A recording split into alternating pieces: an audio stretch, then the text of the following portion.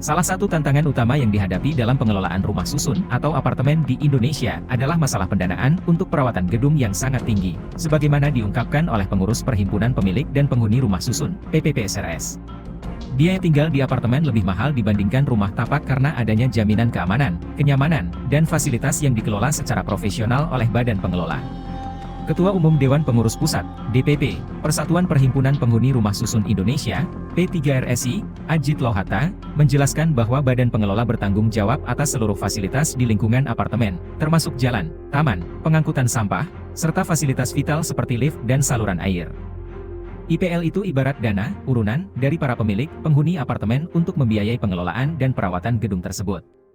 Itu pun yang terjadi di kompleks perumahan tapak selayaknya urunan RT untuk pembayaran kebersihan dan keamanan, ujar Ajit dalam keterangan persnya, Senin, 29 Juli 2024, di Jakarta.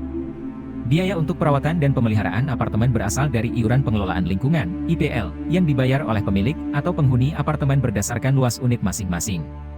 Menurut Ajit, berdasarkan Undang-Undang Nomor 11 Tahun 1994 dan Surat Edaran Direktur Jenderal Pajak Nomor C0 PJ 33 1998, PPPSRS dikategorikan sebagai jasa pelayanan sosial yang tidak dikenakan pajak.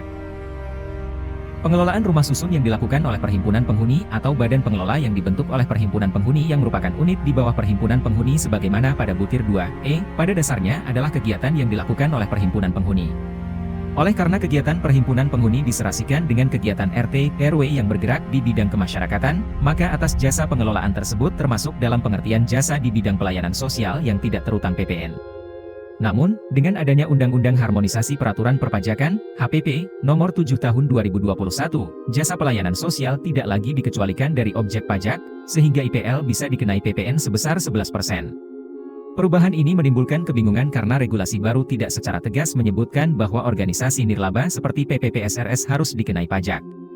Surat Edaran Direktur Jenderal Pajak Nomor C0 PJ 33 1998 belum dicabut, menambah kebingungan tersebut. Sementara itu, kondisi objektif di lapangan tidak sedikit apartemen yang mengalami defisit anggaran pengelolaan setiap tahunnya. Hal ini disebabkan banyak faktor, diantaranya, kenaikan harga barang dan jasa, penyesuaian upah karyawan dengan kenaikan upah minimum regional, UMR, dan lain sebagainya, katanya. Defisit anggaran juga diperburuk oleh tunggakan IPL dari pemilik atau penghuni. Solusi untuk mengatasi defisit ini adalah dengan menaikkan IPL, yang harus disetujui dalam rapat umum tahunan anggota, RUTA.